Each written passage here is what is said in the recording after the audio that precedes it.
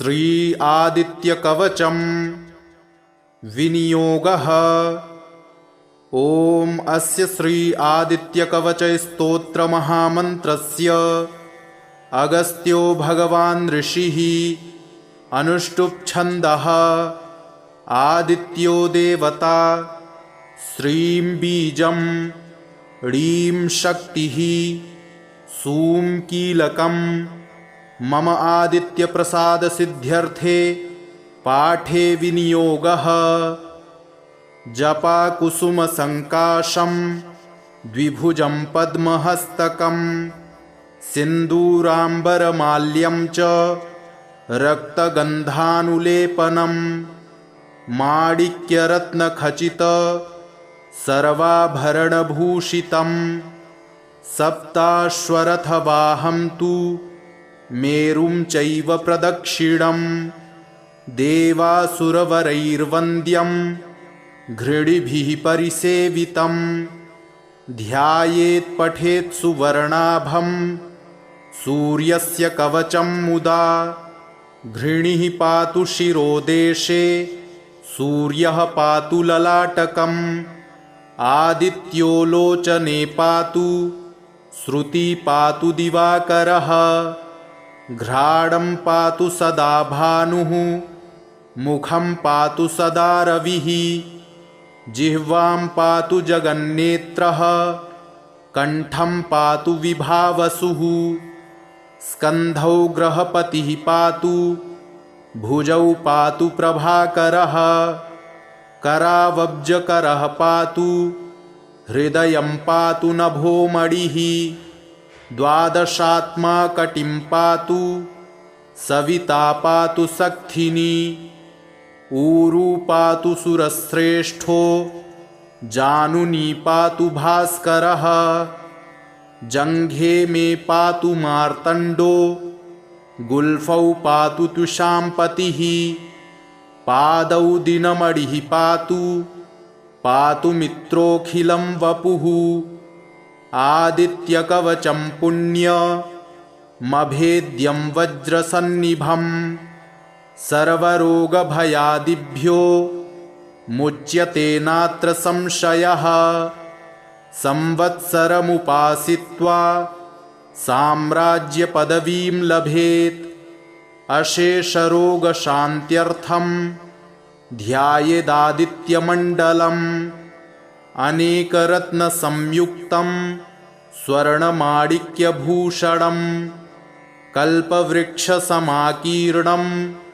कदम्बकुसुमप्रियं सिन्दूरवर्णाय सुमण्डलाय सुवर्णरत्नाभरणाय तुभ्यं पद्मादिनेत्रे च सुपङ्कजाय ब्रह्मेन्द्रनारायणशङ्कराय संरक्तचूर्णं ससुवर्णतोयं सकुङ्कुमाभं सकुशं सपुष्पं प्रदत्तमादाय च हेमपात्रे प्रशस्तनादं भगवन् प्रसीद। विनियोगः। ओम अस्य श्री आदित्य कवच स्तोत्र महामंत्रस्य अगस्त्यो भगवान् ऋषिः अनुष्टुप् छन्दः आदित्यो देवता श्रीं बीजं ह्रीं शक्तिः सूं कीलकं मम आदित्य प्रसाद सिद्ध्यर्थे पाठे विनियोगः। जपा कुसुम संकाशं द्विभुजं पद्महस्तकं सिन्दूराम्बरमाल्यं च रक्तगन्धानुलेपनं माणिक्यरत्नखचित सर्वाभरणभूषितं सप्ताश्वरथवाहं तु मेरुं चैव प्रदक्षिणं देवासुरवरैर्वन्द्यं घृणिभिः परिसेवितं ध्यायेत् पठेत् सुवर्णाभं सूर्यस्य कवचं मुदा घृणिः पातु शिरोदेशे सूर्यः पातु ललाटकम् आदित्यो लोचने पातु श्रुति पातु दिवाकरः घ्राणं पातु सदा भानुः मुखं पातु सदा रविः जिह्वां पातु जगन्नेत्रः कंठं पातु विभावसुः स्कन्धौ ग्रहपतिः पातु भुजौ पातु प्रभाकरः करावब्जकरः पातु हृदयं पातु नभोमणिः द्वादशात्मा कटिं पातु सविता पातु सक्थिनी ऊरू पातु सुरश्रेष्ठो जानुनी पातु भास्करः जङ्घे मे पातु मार्तण्डो गुल्फौ पातु तुषाम्पतिः पादौ दिनमणिः पातु मित्रोऽखिलं वपुः आदित्यकवचं पुण्यमभेद्यं वज्रसन्निभं सर्वरोगभयादिभ्यो मुच्यते नात्र संशयः संवत्सरमुपासित्वा साम्राज्यपदवीं लभेत् अशेषरोगशान्त्यर्थं ध्यायेदादित्यमण्डलम् अनेकरत्नसंयुक्तं स्वर्णमाणिक्यभूषणं कल्पवृक्षसमाकीर्णं कदम्बकुसुमप्रियं सिन्दूरवर्णाय सुमण्डलाय सुवर्णरत्नाभरणाय तुभ्यं पद्मादिनेत्रे च सुपङ्कजाय ब्रह्मेन्द्रनारायणशङ्कराय संरक्तचूर्णं ससुवर्णतोयं सकुङ्कुमाभं सकुशं सपुष्पं प्रदत्तमादाय च हेमपात्रे प्रशस्तनादं भगवन् प्रसीद विनियोगः ॐ अस्य श्री आदित्यकवचस्तोत्रमहामन्त्रस्य अगस्त्यो भगवान् ऋषिः अनुष्टुप् आदित्यो देवता श्रीं बीजं ह्रीं शक्तिः सूं कीलकं मम आदित्यप्रसादसिद्ध्यर्थे पाठे विनियोगः जपाकुसुमसङ्काशं द्विभुजं पद्महस्तकं सिन्दूराम्बरमाल्यं च रक्तगन्धानुलेपनं माणिक्यरत्नखचित सर्वाभरणभूषितं सप्ताश्वरथवाहं तु मेरुं चैव प्रदक्षिणं देवासुरवरैर्वन्द्यं घृणिभिः परिसेवितं ध्यायेत् पठेत् सुवर्णाभं सूर्यस्य कवचं मुदा घृणिः पातु शिरोदेशे सूर्यः पातु ललाटकम् आदित्यो लोचने पातु श्रुति पातु दिवाकरः घ्राणं पातु सदा भानुः मुखं पातु सदा रविः जिह्वां पातु जगन्नेत्रः कंठं पातु विभावसुः स्कन्धौ ग्रहपतिः पातु भुजौ पातु प्रभाकरः करावब्जकरः पातु हृदयं पातु नभोमणिः द्वादशात्मा कटिं पातु सविता पातु सक्थिनी ऊरू पातु सुरश्रेष्ठो जानुनी पातु भास्करः जङ्घे मे पातु मार्तण्डो गुल्फौ पातु तुषाम्पतिः पादौ दिनमणिः पातु मित्रोऽखिलं वपुः आदित्यकवचं पुण्यमभेद्यं वज्रसन्निभं सर्वरोगभयादिभ्यो मुच्यते नात्र संशयः संवत्सरमुपासित्वा साम्राज्यपदवीं लभेत् अशेषरोगशान्त्यर्थं ध्यायेदादित्यमण्डलम् अनेकरत्नसंयुक्तं स्वर्णमाणिक्यभूषणं कल्पवृक्षसमाकीर्णं कदम्बकुसुमप्रियं सिन्दूरवर्णाय सुमण्डलाय सुवर्णरत्नाभरणाय तुभ्यं पद्मादिनेत्रे च सुपङ्कजाय ब्रह्मेन्द्रनारायणशङ्कराय संरक्तचूर्णं ससुवर्णतोयं सकुङ्कुमाभं सकुशं सपुष्पं प्रदत्तमादाय च हेमपात्रे प्रशस्तनादं भगवन् प्रसीद। विनियोगः। ॐ अस्य श्री आदित्यकवचस्तोत्रमहामन्त्रस्य अगस्त्यो भगवान् ऋषिः अनुष्टुप् छन्दः आदित्यो देवता श्रीं बीजं ह्रीं शक्तिः सूं कीलकं मम आदित्यप्रसादसिद्ध्यर्थे पाठे विनियोगः। जपाकुसुमसङ्काशं द्विभुजं पद्महस्तकं सिन्दूराम्बरमाल्यं च रक्तगन्धानुलेपनं माणिक्यरत्नखचित सर्वाभरणभूषितं सप्ताश्वरथवाहं तु मेरुं चैव प्रदक्षिणं देवासुरवरैर्वन्द्यं घृणिभिः परिसेवितं ध्यायेत् पठेत् सुवर्णाभं सूर्यस्य कवचं मुदा घृणिः पातु शिरोदेशे सूर्यः पातु ललाटकम् आदित्यो लोचने पातु श्रुति पातु दिवाकरः घ्राणं पातु सदा भानुः मुखं पातु सदा रविः जिह्वां पातु जगन्नेत्रः कण्ठं पातु विभावसुः स्कन्धौ ग्रहपतिः पातु भुजौ पातु प्रभाकरः करावब्जकरः पातु हृदयं पातु नभोमणिः द्वादशात्मा कटिं पातु सविता पातु सक्थिनी ऊरू पातु सुरश्रेष्ठो जानुनी पातु भास्करः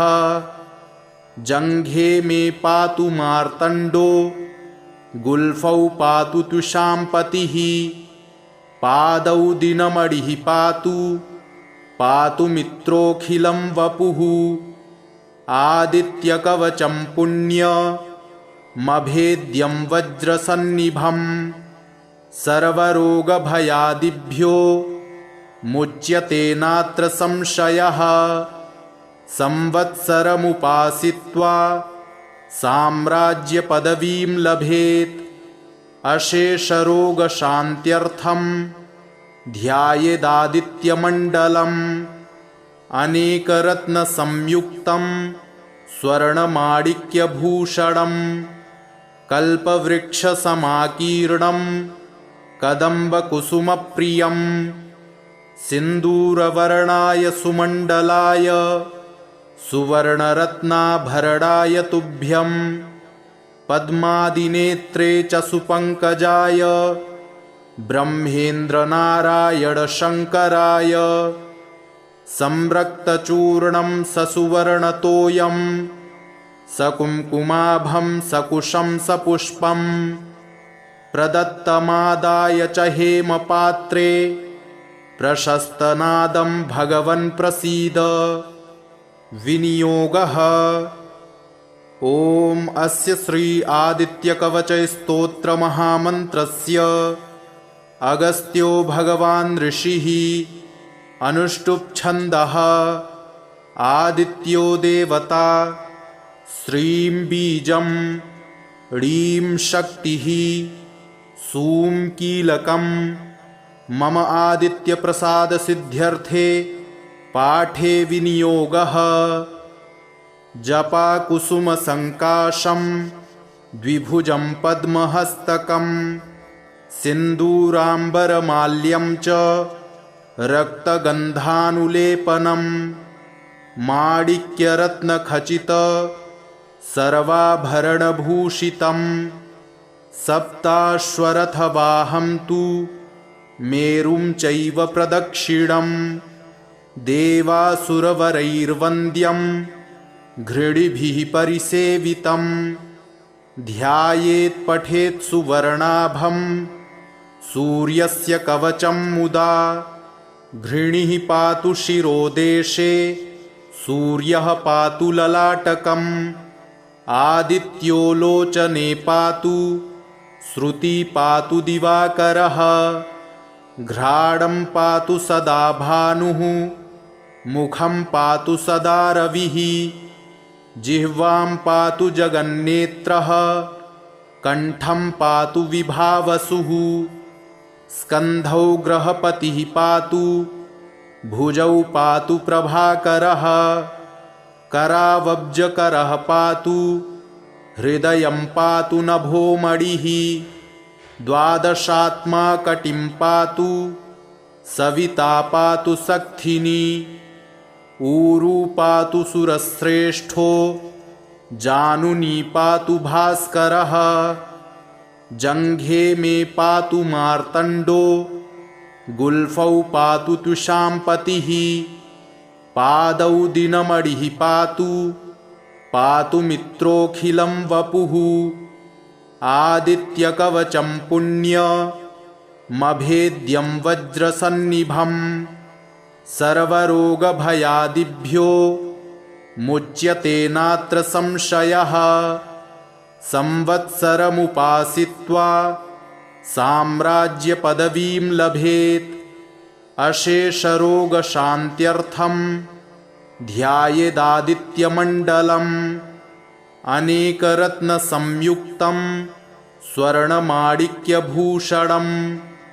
कल्पवृक्षसमाकीर्णं कदम्बकुसुमप्रियं सिन्दूरवर्णाय सुमण्डलाय सुवर्णरत्नाभरणाय तुभ्यं पद्मादिनेत्रे च सुपङ्कजाय ब्रह्मेन्द्रनारायणशङ्कराय संरक्तचूर्णं ससुवर्णतोयं सकुङ्कुमाभं सकुशं सपुष्पं प्रदत्तमादाय च हेमपात्रे प्रशस्तनादं भगवन् प्रसीद। विनियोगः।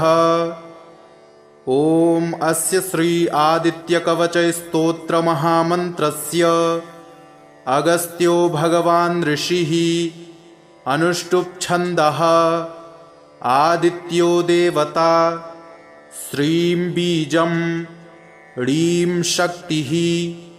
सूं कीलकं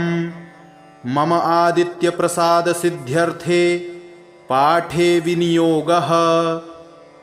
जपाकुसुमसङ्काशं द्विभुजं पद्महस्तकं सिन्दूराम्बरमाल्यं च रक्तगन्धानुलेपनं माणिक्यरत्नखचित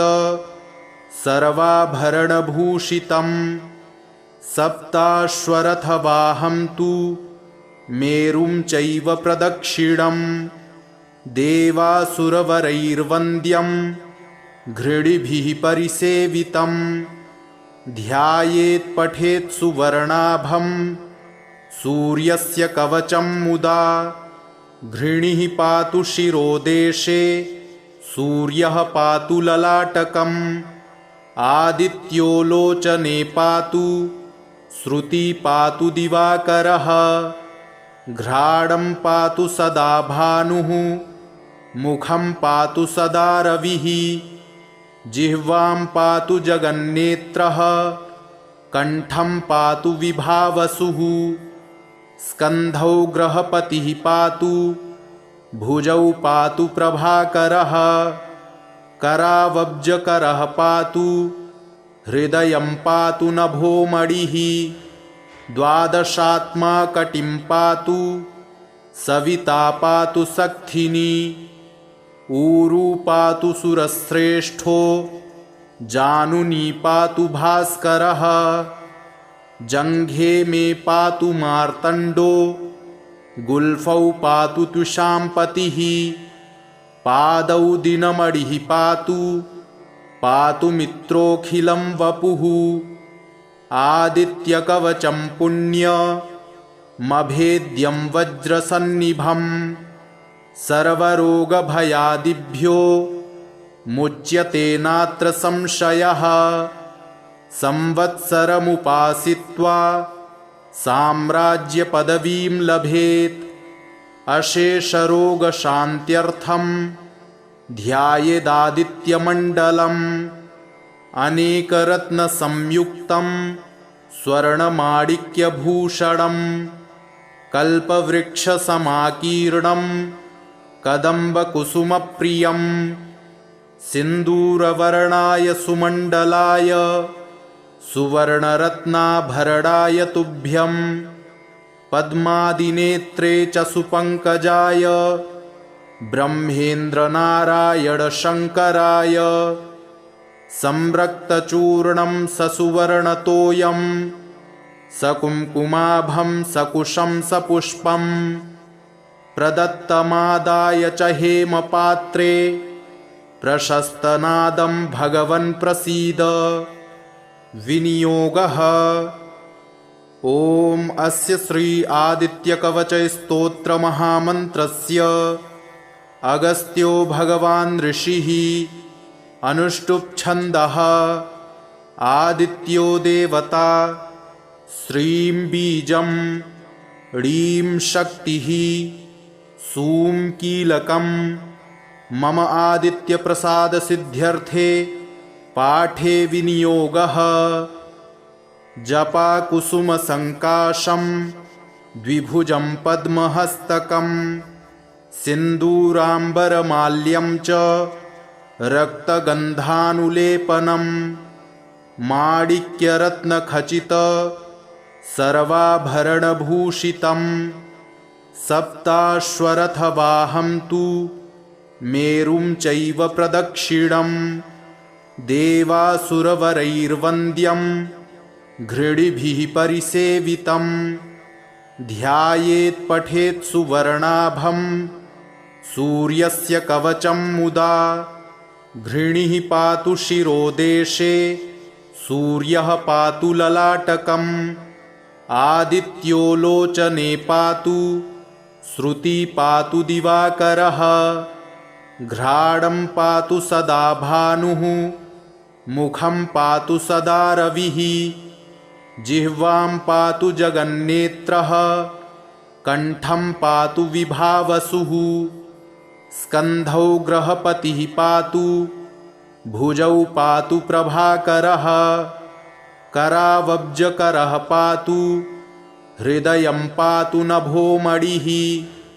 द्वादशात्मा कटिं पातु सविता पातु सक्थिनी ऊरू पातु सुरश्रेष्ठो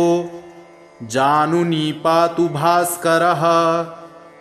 जङ्घे मे पातु मार्तण्डो गुल्फौ पातु तुषाम्पतिः पादौ दिनमणिः पातु मित्रोऽखिलं वपुः आदित्यकवचं पुण्यमभेद्यं वज्रसन्निभं सर्वरोगभयादिभ्यो मुच्यते नात्र संशयः संवत्सरमुपासित्वा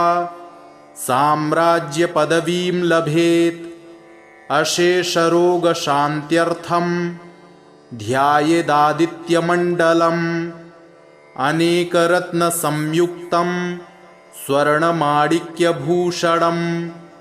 कल्पवृक्षसमाकीर्णं कदम्बकुसुमप्रियं सिन्दूरवर्णाय सुमण्डलाय सुवर्णरत्नाभरणाय तुभ्यं पद्मादिनेत्रे च सुपङ्कजाय ब्रह्मेन्द्रनारायणशङ्कराय संरक्तचूर्णं ससुवर्णतोयं सकुङ्कुमाभं सकुशं सपुष्पं प्रदत्तमादाय च हेमपात्रे प्रशस्तनादं भगवन् प्रसीद। विनियोगः। ॐ अस्य श्री आदित्यकवचस्तोत्रमहामन्त्रस्य अगस्त्यो भगवान् ऋषिः अनुष्टुप् छन्दः। आदित्यो देवता, श्रीं बीजं, ह्रीं शक्तिः, सूं कीलकम्। मम आदित्यप्रसादसिद्ध्यर्थे पाठे विनियोगः। जपाकुसुमसङ्काशं द्विभुजं पद्महस्तकं सिन्दूराम्बरमाल्यं च रक्तगन्धानुलेपनं माणिक्यरत्नखचित सर्वाभरणभूषितं सप्ताश्वरथवाहं तु मेरुं चैव प्रदक्षिणं देवासुरवरैर्वन्द्यं घृणिभिः परिसेवितं ध्यायेत् पठेत् सुवर्णाभं सूर्यस्य कवचं मुदा घृणिः पातु शिरोदेशे सूर्यः पातु ललाटकम् आदित्यो लोचने पातु श्रुति पातु दिवाकरः घ्राणं पातु सदा भानुः मुखं पातु सदा रविः जिह्वां पातु जगन्नेत्रः कण्ठं पातु विभावसुः स्कन्धौ ग्रहपतिः पातु भुजौ पातु प्रभाकरः करावब्जकरः पातु हृदयं पातु नभोमणिः द्वादशात्मा कटिं पातु सविता पातु सक्थिनी ऊरू पातु सुरश्रेष्ठो जानुनी पातु भास्करः जङ्घे मे पातु मार्तण्डो गुल्फौ पातु तुषाम्पतिः पादौ दिनमणिः पातु मित्रोऽखिलं वपुः आदित्यकवचं पुण्यमभेद्यं वज्रसन्निभं सर्वरोगभयादिभ्यो मुच्यते नात्र संशयः संवत्सरमुपासित्वा साम्राज्यपदवीं लभेत् अशेषरोगशान्त्यर्थं ध्यायेदादित्यमण्डलम् अनेकरत्नसंयुक्तं स्वर्णमाणिक्यभूषणं कल्पवृक्षसमाकीर्णं कदम्बकुसुमप्रियं सिन्दूरवर्णाय सुमण्डलाय सुवर्णरत्नाभरणाय तुभ्यं पद्मादिनेत्रे च सुपङ्कजाय ब्रह्मेन्द्रनारायणशङ्कराय संरक्तचूर्णं ससुवर्णतोयं सकुङ्कुमाभं सकुशं सपुष्पं प्रदत्तमादाय च हेमपात्रे प्रशस्तनादं भगवन् प्रसीद। विनियोगः। ॐ अस्य श्री आदित्यकवचस्तोत्रमहामन्त्रस्य अगस्त्यो भगवान् ऋषिः अनुष्टुप् छन्दः। आदित्यो देवता, श्रीं बीजं, ह्रीं शक्तिः, सूं कीलकम्। मम आदित्यप्रसादसिद्ध्यर्थे पाठे विनियोगः। जपाकुसुमसङ्काशं द्विभुजं पद्महस्तकं सिन्दूराम्बरमाल्यं च रक्तगन्धानुलेपनं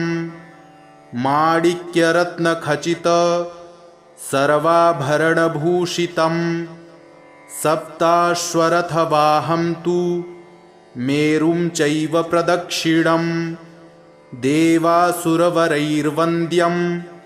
घृणिभिः परिसेवितं ध्यायेत् पठेत् सुवर्णाभं सूर्यस्य कवचं मुदा घृणिः पातु शिरोदेशे सूर्यः पातु ललाटकम् आदित्यो लोचने पातु श्रुति पातु दिवाकरः घ्राणं पातु सदा भानुः मुखं पातु सदा रविः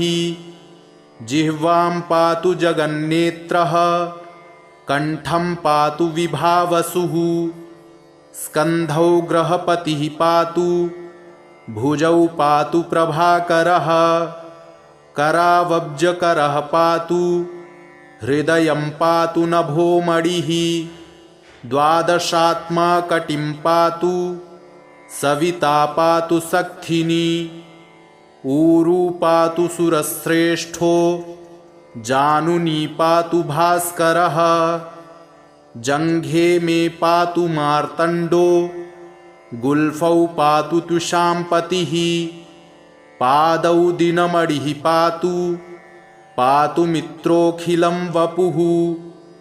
आदित्यकवचं पुण्यमभेद्यं वज्रसन्निभं सर्वरोगभयादिभ्यो मुच्यते नात्र संशयः संवत्सरमुपासित्वा साम्राज्यपदवीं लभेत् अशेषरोगशान्त्यर्थं ध्यायेदादित्यमण्डलम् अनेकरत्नसंयुक्तं स्वर्णमाणिक्यभूषणं कल्पवृक्षसमाकीर्णं कदम्बकुसुमप्रियं सिन्दूरवर्णाय सुमण्डलाय सुवर्णरत्नाभरणाय तुभ्यं पद्मादिनेत्रे च सुपङ्कजाय ब्रह्मेन्द्रनारायणशङ्कराय संरक्तचूर्णं ससुवर्णतोयं सकुङ्कुमाभं सकुशं सपुष्पं प्रदत्तमादाय च हेमपात्रे प्रशस्तनादं भगवन् प्रसीद विनियोगः ॐ अस्य श्री आदित्यकवचस्तोत्रमहामन्त्रस्य अगस्त्यो भगवान् ऋषिः अनुष्टुप् छन्दः आदित्यो देवता श्रीं बीजं ह्रीं शक्तिः सूं कीलकं मम आदित्यप्रसादसिद्ध्यर्थे पाठे विनियोगः जपाकुसुमसङ्काशं द्विभुजं पद्महस्तकं सिन्दूराम्बरमाल्यं च रक्तगन्धानुलेपनं माणिक्यरत्नखचित सर्वाभरणभूषितं सप्ताश्वरथवाहं तु मेरुं चैव प्रदक्षिणं देवासुरवरैर्वन्द्यं घृणिभिः परिसेवितं ध्यायेत् पठेत् सुवर्णाभं सूर्यस्य कवचं मुदा घृणिः पातु शिरोदेशे सूर्यः पातु ललाटकम्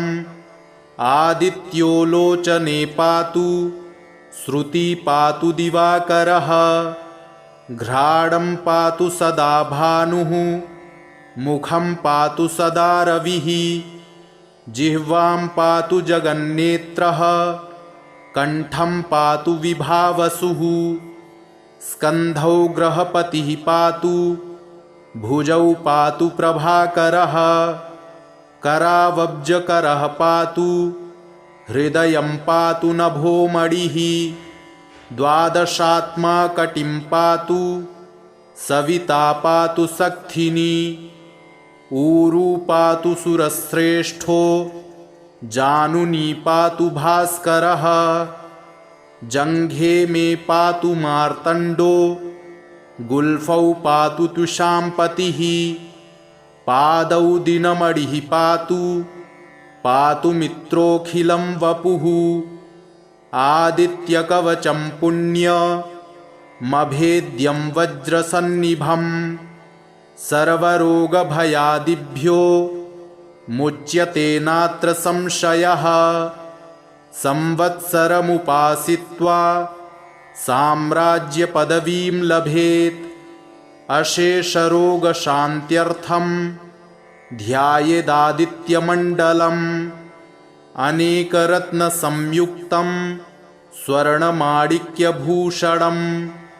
कल्पवृक्षसमाकीर्णं कदम्बकुसुमप्रियं सिन्दूरवर्णाय सुमण्डलाय सुवर्णरत्नाभरणाय तुभ्यं पद्मादिनेत्रे च सुपङ्कजाय ब्रह्मेन्द्रनारायणशङ्कराय संरक्तचूर्णं ससुवर्णतोयं सकुङ्कुमाभं सकुशं सपुष्पं प्रदत्तमादाय च हेमपात्रे प्रशस्तनादं भगवन् प्रसीद इति श्री आदित्यकवचं सम्पूर्णम्।